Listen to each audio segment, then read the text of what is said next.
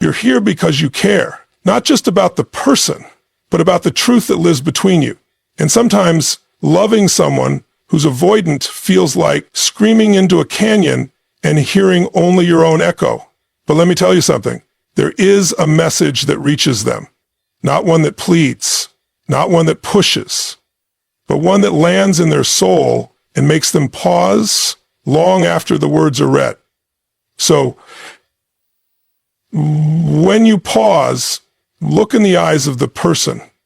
What you say to them makes them pause long after the words are read. Because avoidants, they don't hate intimacy. They're terrified of it. Why? Because intimacy exposes them. And to them, exposure feels like losing control.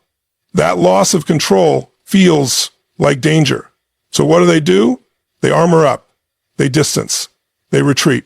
And here's where most people fail. They chase. They blame. They beg. They try to force connection. But connection isn't built through force. It's built through emotional mastery. The message that stays on their heart is one that says, I see you, not just the distance, not just the silence. I see the fear under it. I see the tenderness you don't show. And you say it from your center, not your wound. You want to know why that message matters? Because when you hold your ground, not with arrogance, but with calm certainty, you become unforgettable. You're not trying to get them anymore. You're revealing something true. And truth, when delivered without shame or demand, is magnetic.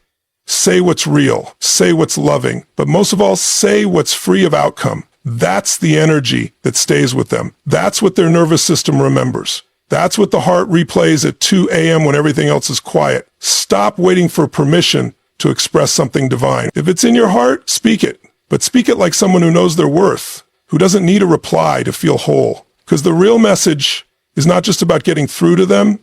It's about becoming the kind of soul who speaks love with strength, compassion with clarity, and presence with power.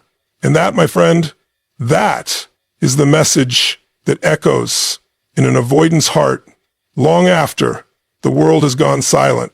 Avoidants don't fear love. They fear losing control. That's a powerful distinction that most people miss. On the surface, it seems like avoidant individuals are cold, distant, uninterested. But underneath that exterior is often a person overwhelmed by the vulnerability that true intimacy demands. Love, real love, requires you to be seen, to be known. And for an avoidant, being fully seen isn't comforting, it's terrifying. Because in their inner world, being known means being exposed. And exposure opens the door to judgment, rejection, dependence, and ultimately loss. So it's not the emotion itself that scares them. It's the surrender of their emotional autonomy, the loss of control over how deeply they're affected, and the fear of becoming emotionally dependent on someone else. These are things that feel like danger to their nervous system. At the core of the avoidant pattern is a protective strategy. Somewhere in their early experience, whether through neglect, emotional inconsistency, or overwhelming demands, they learned that connection comes with a cost, that love wasn't always safe. Maybe they were punished for expressing needs. Maybe they were smothered or dismissed. But the result was the same. They built internal systems that equate closeness with risk. And when they sense that risk, even subconsciously,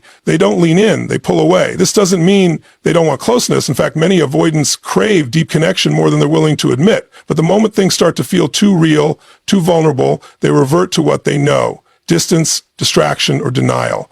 It's not because they're trying to hurt you. It's because, for them, emotional withdrawal feels like self-preservation. It's a way to avoid being swallowed by emotion, a way to feel in control when the heart wants to run wild. Understanding this dynamic is essential if you're trying to communicate with an avoidant person. Because if you approach them with intensity, urgency, or emotional chaos, you'll trigger the very thing they're trying to avoid: feeling out of control. But if you approach with calm presence, grounded self-worth, and emotional clarity, you give them something rare: safety. Not the kind of safety that comes from backing off or walking on eggshells, but the kind of safety that radiates from someone who doesn't need to overpower, fix, or demand. Someone who can be with the discomfort and still lead with love. When you realize that what avoidants fear isn't you or even love itself, but the sense that they'll lose control of themselves within love, then everything changes. You stop trying to pull them closer through pressure. You start creating space through presence. You stop needing them to respond a certain way. And that shift, that's when your message begins to echo in their mind and carve its place into their heart. Because what they're really looking for isn't perfection, it's emotional equilibrium. They want to feel something real without feeling like they'll be consumed by it. What touches an avoidant isn't pressure, it's presence. This is a truth that changes the entire way we approach someone with avoidant tendencies. You see, avoidants are hypersensitive to any form of emotional pressure. The more they feel someone needing them, chasing them, or trying to get something from them emotionally, the more their defenses activate.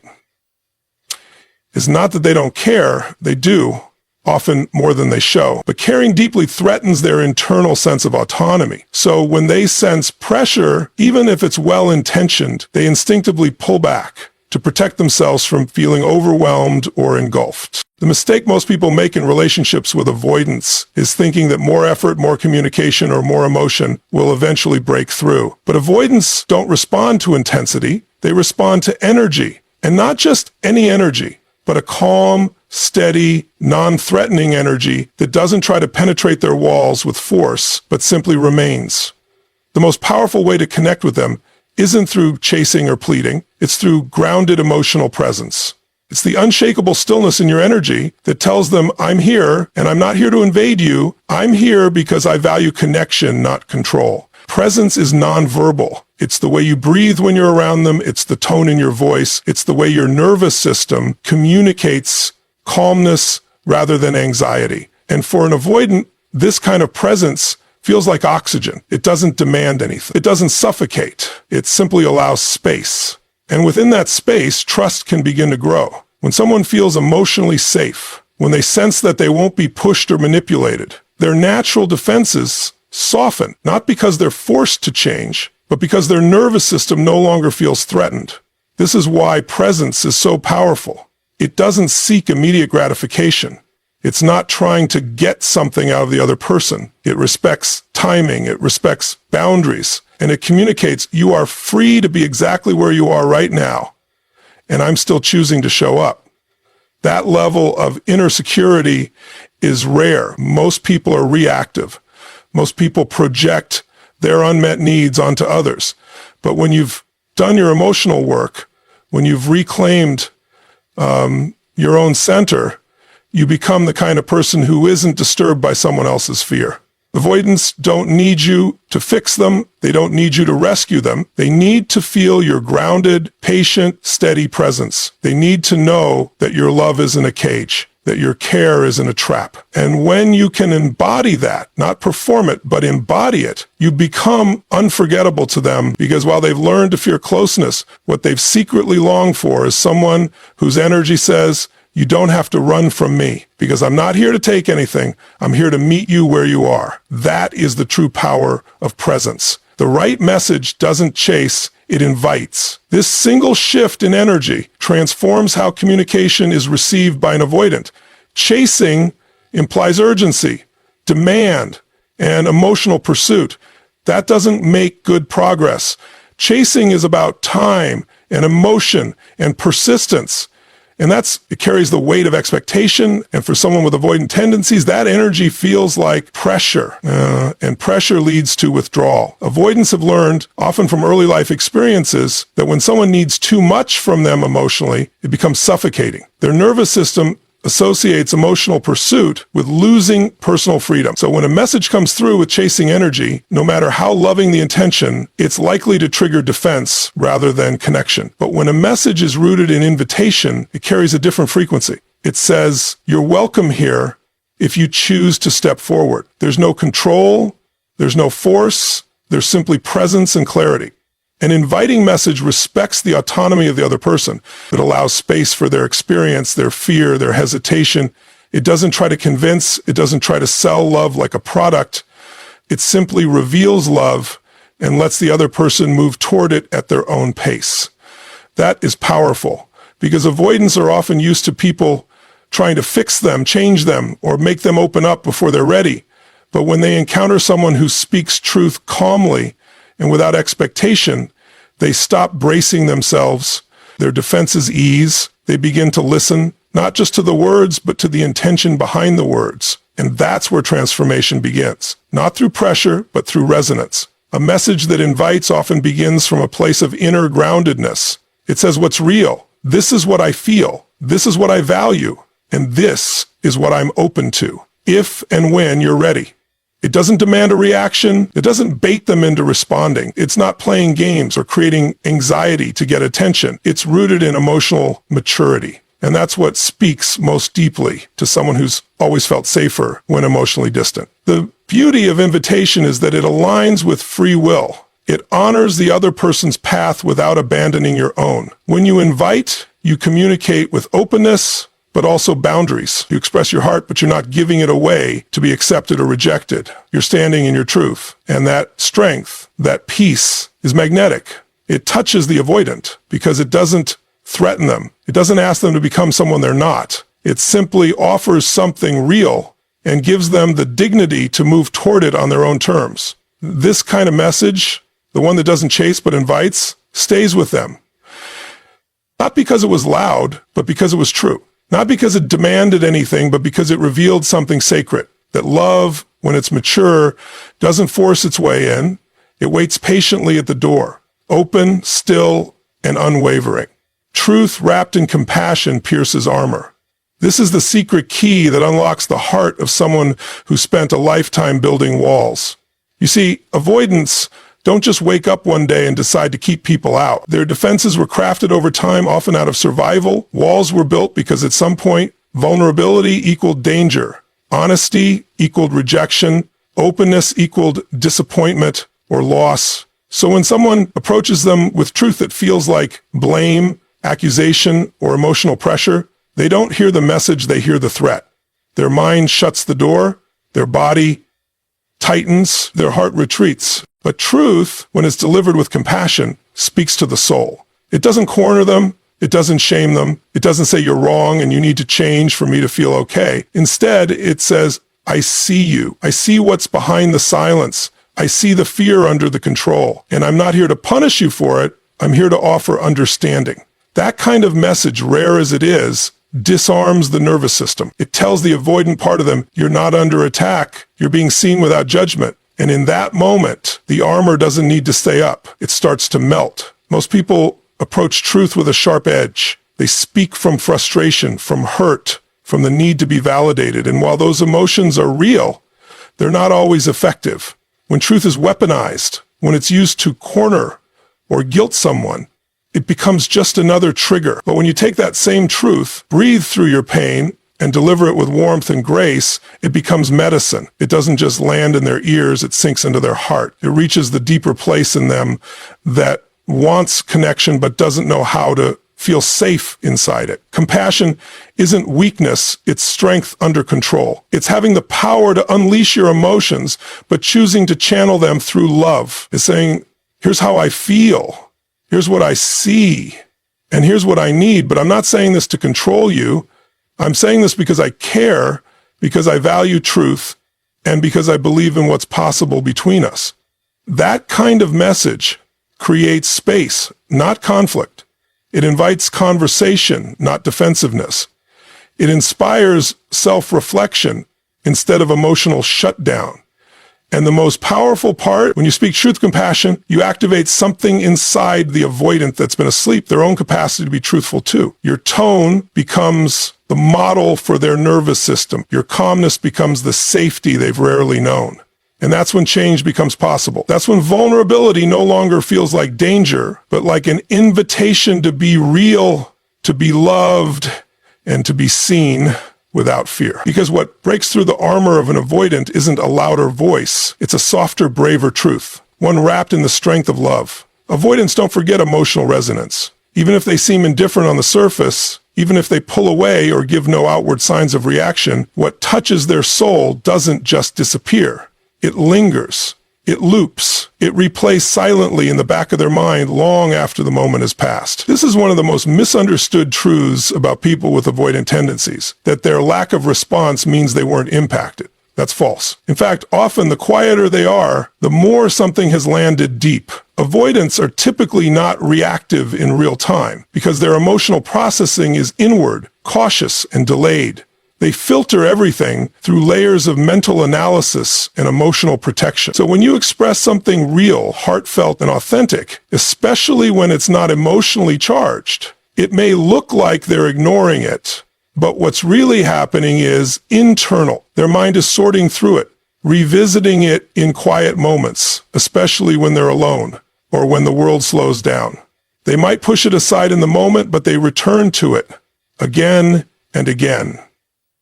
That's the power of emotional resonance. It's not about having the perfect words. It's about speaking in a way that aligns with truth, integrity, and emotional clarity. It's when your message isn't manipulative, performative, or dramatic, but honest, warm, and steady. That's the kind of communication that vibrates in the heart long after the sound has faded. And for someone who's used to hearing criticism, guilt, or emotional neediness, that kind of message is unforgettable because it doesn't match their emotional blueprint. It stands out. It makes them pause. It reaches beneath the surface and touches the part of them that still wants connection, even if they don't know how to ask for it. Emotional resonance happens when your energy is clear, when your words reflect your inner strength, when you're not trying to control the outcome, but are simply expressing what is true for you. That authenticity sends a message that bypasses the intellect and speaks directly to the heart. It's felt, it's remembered, even when it's not acknowledged. That's why people often say things like, I didn't think they cared, but months later they brought it up. That's not coincidence. That's emotional resonance doing its quiet work behind the scenes. And this is where your power lies, not in trying to force someone to respond on your timeline, not in trying to get a reaction so you can feel seen, but in knowing that when you communicate with emotional alignment, your message has weight, it has depth, it leaves a mark. Avoidants may not show you what they're feeling, but they carry it, sometimes in silence, sometimes in denial, but always in memory. So when you choose to be emotionally intentional, not reactive, you're planting seeds that grow in hidden places. Seeds that awaken later, seeds that remind them. Someone saw them. Someone spoke to their heart, not just their behavior. And that kind of imprint, it's not easily forgotten. Sending a message from self-worth, not fear, creates transformation. Most people approach communication from a place of emotional need. They send texts or speak words that are designed to get a response, fix the situation, or relieve their own anxiety. But when your communication is born from fear, fear of losing someone, fear of abandonment, fear of not being enough, it carries an invisible weight. That weight is felt by the other person, especially someone with an avoidant attachment style. Avoidants are especially sensitive to any message that suggests emotional urgency or neediness because it signals that they are about to be responsible for someone else's emotional state. And that responsibility feels overwhelming and unsafe. But when your message comes from self-worth, everything changes. You're no longer trying to get something. You're offering something. You're not seeking validation. You're standing in your truth. You're not asking someone to make you feel whole. You're expressing from a place of wholeness. This is the difference between reaction and response, between desperation and clarity. And this is the exact energetic shift that avoidants respond to most deeply, not in the moment, but over time. Because they're not repelled by truth, they're repelled by pressure. They're not immune to love, they're allergic to dependency disguised as love. When you know your worth, you don't need someone to answer immediately. You don't need to follow up with a second message or twist your words to be more likable. You say what's real and you allow it to stand on its own. That kind of emotional maturity is powerful. It's rare and it commands respect. It tells the avoidant, I care about you, but I care about me too. I'm not here to be rescued, and I'm not here to chase you. I'm here to share something from my heart, and I trust that if it's meant for you, you'll receive it in your time. This kind of message doesn't cling. It doesn't beg. It doesn't play games. It leads with dignity. And ironically, it's this very energy of emotional non-attachment that creates the most profound impact because the avoidant isn't used to it. They're used to people reacting to their withdrawal with anxiety. But when someone responds with grace, patience, and self-honor, it causes a pause. It shifts the dynamic from fear-based to power-based. It removes the emotional demand and replaces it with inner peace. And let's be clear, self-worth doesn't mean being cold. It doesn't mean shutting down or pretending not to care.